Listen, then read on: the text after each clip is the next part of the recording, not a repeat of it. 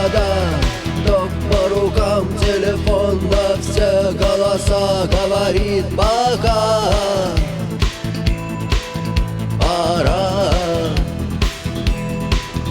И пальто на гвозде, шарф в рукаве и перчатки в карманах шепчут: подожди до утра,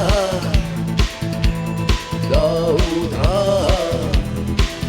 Но странный стук зовет.